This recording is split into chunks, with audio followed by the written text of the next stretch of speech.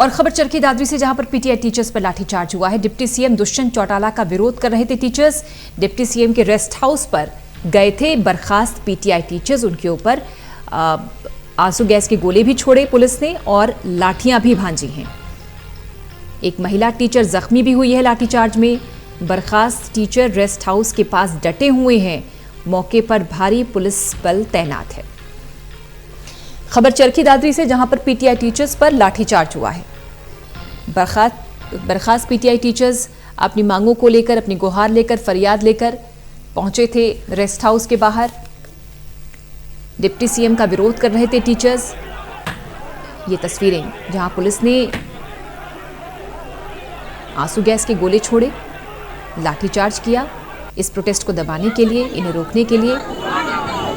ये बर्खास्त PTI teachers हैं और इंसाफ की मांग लेकर पहुंचे थे रेस्ट हाउस के बाहर। डिप्टी सीएम का रेस्ट हाउस जहां पर पहुंचे थे बर्खास्त पीटीआई टीचर्स।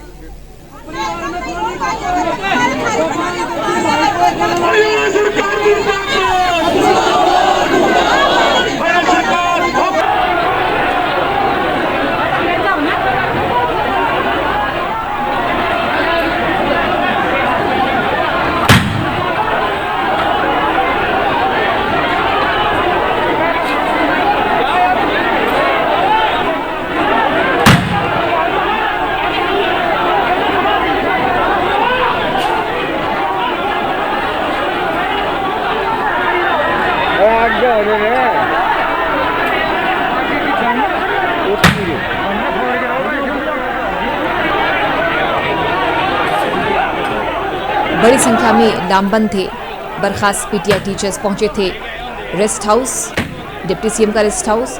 उनसे फरियाद लगाने, गुहार करने, अपनी नौकरी की मांग करने। मौके पर भारी संख्या में पुलिस बल भी मौजूद था। आंसू गैस के गोले छोड़े पुलिस ने और लाठीचार्ज भी किया है, जिसके बाद ये नाराजगी और बढ़ गई।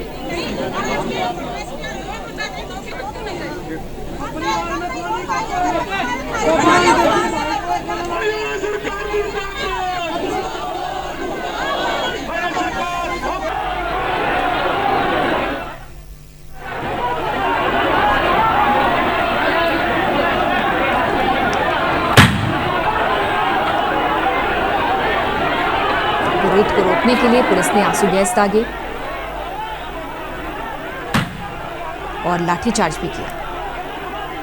कई टीचर्स, कई शिक्षक, महिला शिक्षक कर्मी भी जख्मी हुई इस लाठीचार्ज में, जिसके बाद नाराजगी और बढ़ गई।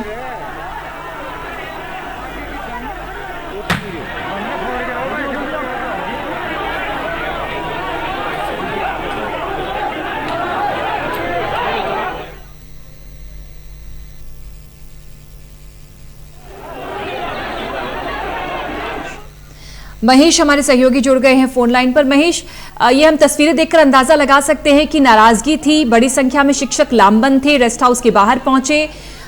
ये सब कुछ पहले शांतिपूर्ण था या जब पुलिस ने इनको रोकने की, विरोध को दबाने की कोशिश की, तब यह हंगामा ज्यादा भड़का? कुल मिलाकर किस तरह का मंजर-ए-आम था, बताएं तफसील से।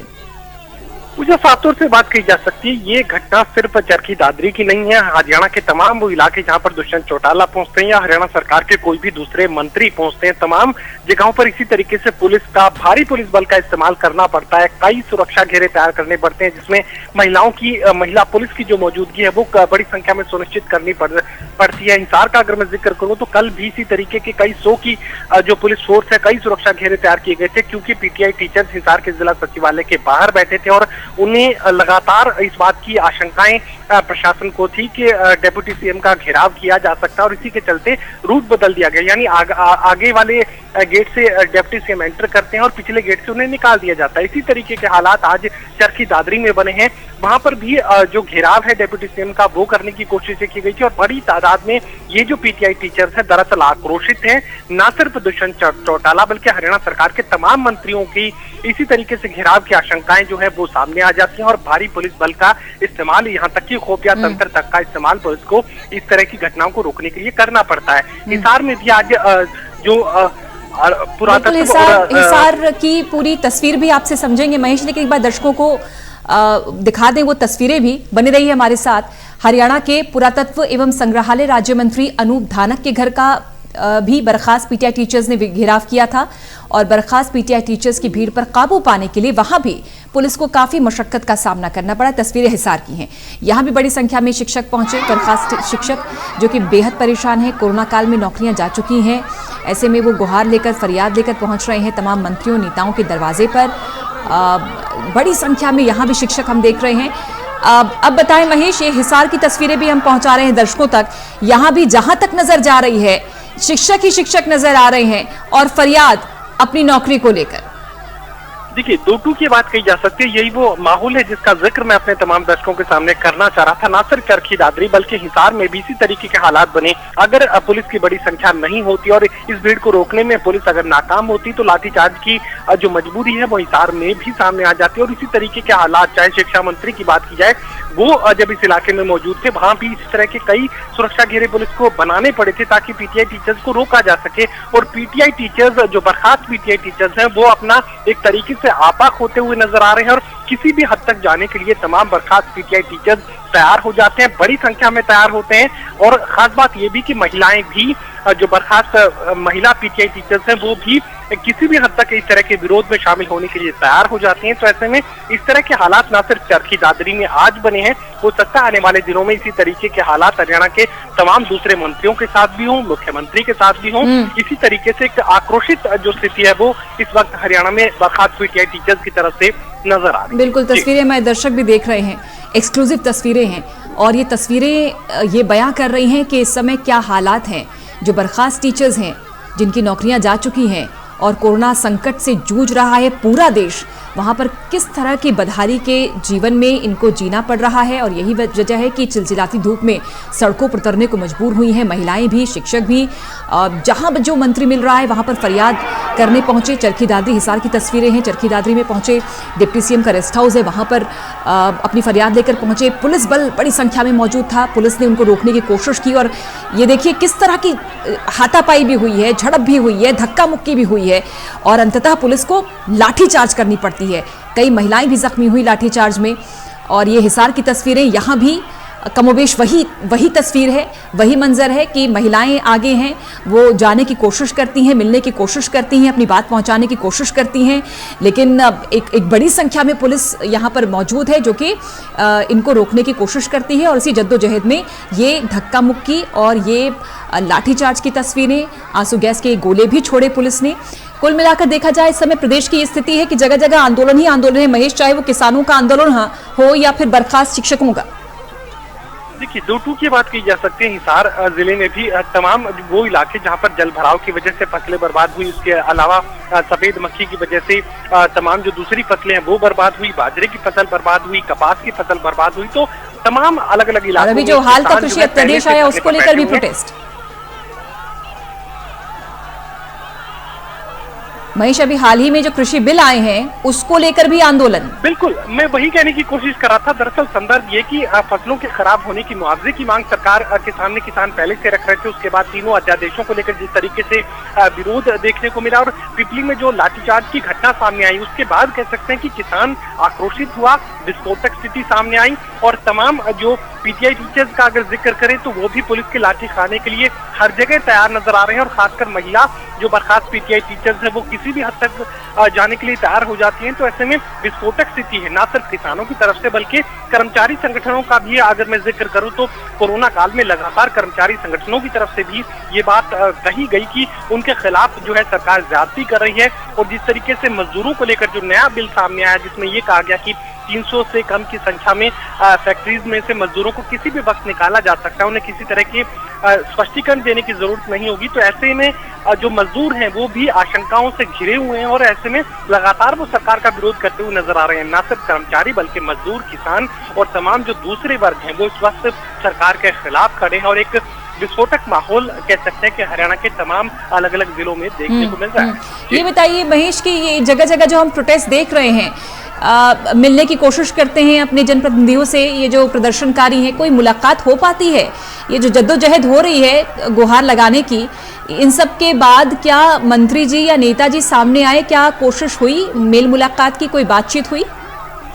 पूजा, इसके संदर्भ को अगर समझने की कोशिश करें तो हरियाणा के तमाम 90 विधायकों से जो बर्खास्त पीटीआई टीचर्स हैं वो मुलाकात कर चुके हैं, हरियाणा के तमाम मंत्रियों से मुलाकात कर चुके हैं, मुख्यमंत्री से भी जो है इन तमाम संगठनों की बातचीत हो चुकी है। लेकिन चूंकि ये सुप्रीम कोर्ट का आदेश है और उसी आदेश के तहत इन्हें नौकरी से हटाने का काम सरकार की तरफ से किया गया है, तो ऐसे में बर्खास्त पीटीआई टीचर सिर्फ एक बात के लिए जिद पर अड़ते हैं कि उनकी नौकरी की बहाली की जाए। लेकिन बहाली संभव सरकार के लिए इसलिए नहीं हो पा रही क्योंकि सुप्रीम कोर्ट के हायर बेंच का ये ऑर्डर था, उसे सरकार को हर हाल में लागू करना था। बर्खास्त पीटीआई टीचर्स बातचीत और संवाद की जो स्थिति है उससे काफी आगे निकल चुके हैं। जो मांग बर्खास्त पीटीआई टीचर्स की तरफ से की जा रही है, सरकार उसे पूरा कर पाने में सक्षम नहीं है। बर्खास्त पीटीआई टीचर्स दो टूक ये कहते हैं कि आप अध्यादेश लेकर आइए, बिल लेकर आइए, लेकिन किसी भी तरीके से उनकी नौकरी को सुनिश्चित कीजिए, बहाल कीजिए।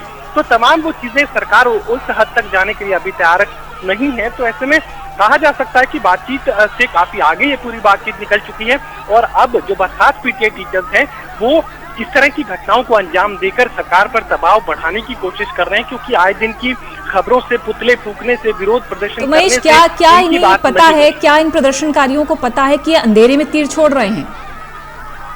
बिल्कुल, इस बात से ये पूरी तरह वाकिफ है। लगातार हम लोगों ने इनसे बातचीत की कि सुप्रीम कोर्ट के आदेश से आप पढ़े लिखे लोग हैं, आप समझ सकते हैं कि सुप्रीम कोर्ट की हायर बेंच का जो आदेश है वो सरकार को हर हाल में लागू करना ही है। तो उसके बाद जो संदर्भ दिया जाता है वो हरियाणा में गेस्ट टीचर्स का दिया जाता है कि गेस्ट टीचर्स को भी हरियाणा में हटाने के आदेश कोर्ट की तरफ से दिए गए थे, लेकिन सरकार एक बिल लेकर आती है और उस बिल के जरिए उन्हें रिटायरमेंट की उम्र तक के लिए गेस्ट टीचर्स को नौकरी सुनिश्चित उनकी की जाती है। तो ऐसे में उन्हीं संदर्भ को सामने रखकर चूंकि हरियाणा में चुनावी माहौल नहीं है, तो ऐसे में अब बहुत ज्यादा दबाव बना पाने में पीटीआई टीचर्स सक्षम नहीं हो पा रहे। तो बिल लाने की मांग ये करते हैं कि सरकार विधानसभा में बिल लेकर आए और उसके जरिए कोर्ट के आदेश को दरकिनार कर इनकी नौकरी को बहाल किया जाए। ये मांग सरकार के सामने रखी जा रही है और इसी को लेकर इस तरह की घटनाओं को अंजाम देकर अब ये सरकार पर दबाव बढ़ाने की कोशिश कर रहे हैं। मैं जो हरियाणा के गेस्ट टीचर्स हैं वो भी इसी पूरे दौर से गुजरे थे और जिसमें राजरानी एक जो गेस्ट टीचर्स थी वो नौकरी हटने के बाद पुलिस के सामने खड़ी थी और उसे लाठी लगी थी। उसके बाद ये पूरा जो गेस्ट टीचर्स का हरियाणा में आंदोलन था वो एक तरीके से आंदोलित हो गया था, आक्रोशित हो गया था। उसके बाद सरकार दबाव में आई थी और इस तरह का बिल गेस्ट टीचर्स की नौकरी को सुनिश्चित करने के लिए सामने लेकर आई थी। अब बर्खास्त पीटीआई टीचर्स भी ये चाहते हैं कि इस तरह की कोई ऐसी बड़ी घटना हो जाए जिसके बाद कम से कम 1 या 2 की शहादत के बाद वो बाकी लोगों के लिए नौकरी सुनिश्चित कर पाए। तो इस तरह की एक कोशिश इस वक्त हरियाणा में बर्खास्त पीटीआई टीचर्स की तरफ से हरियाणा के अलग अलग जिलों में की जा रही है। सरकार इस समय कितने प्रेशर में होगी? एक तरफ किसानों का आंदोलन है, किसान नाराज हैं, मजदूर नाराज हैं, शिक्षक नाराज हैं। हरियाणा के हर इलाके में, हर जिले में इस समय प्रोटेस्ट ही प्रोटेस्ट की तस्वीरें नजर आ रही हैं। सरकार के दबाव में है? देखिए, सरकार दबाव में इसलिए बहुत ज्यादा नजर नहीं आ रही कि सरकार को ये लगता है कि अभी जो हरियाणा में आम विधानसभा जो चुनाव है वो करीब 4 साल का वक्त उसमें सामने पड़ा है, लोकसभा के चुनाव भी दूर हैं। तो ऐसे में कोई चुनावी इम्तिहान सीधे रूप से उनके सामने नहीं है। अगर बड़ौदा के चुनाव को अगर छोड़ दिया जाए तो उसमें भी बहुत ज्यादा इस वक्त मुझे नहीं लगता कि भारतीय जनता पार्टी जीत की कोई उम्मीद अपने लिए रख सकती है, क्योंकि किसानों का जो विरोध है वो सामने है। तमाम जो बर्खास्त पीटीआई टीचर्स हैं वो लगातार हराने की बात कह रहे हैं। इसके अलावा जाट आरक्षण संघर्ष समिति की बात की जाए तो उन्होंने कहा कि बड़ौदा में वो बीजेपी को हराने के लिए जाएंगे। तो कर्मचारियों का जिक्र करें तो वो भी कह रहे हैं कि बड़ौदा में बीजेपी को हराने के लिए वो जाने वाले हैं। तो ऐसे में ये समझा जा सकता है कि चुनावी इम्तिहान एक तरीके से भारतीय जनता पार्टी उसे दरकिनार कर किसी बड़े दबाव में आने के लिए तैयार फिलहाल नजर नहीं आ रही। जी शुक्रिया महेश, पूरा हाल बताने के लिए, तस्वीर सामने रखने के लिए बहुत बहुत शुक्रिया आपका। ये तस्वीरें हिसार और चरखी दादरी की, और बर्खास्त जो पीटीआई शिक्षक हैं वो खासे नाराज़ हैं, गुहार लेकर, फरियाद लेकर मंत्री के दरवाजे तक पहुंचते हैं, लेकिन पुलिस वहां रोकती है, विरोध होता है, विरोध बढ़ता है, लाठीचार्ज की नौबत आती है, आंसू गैस की गोली भी छोड़े जाती है।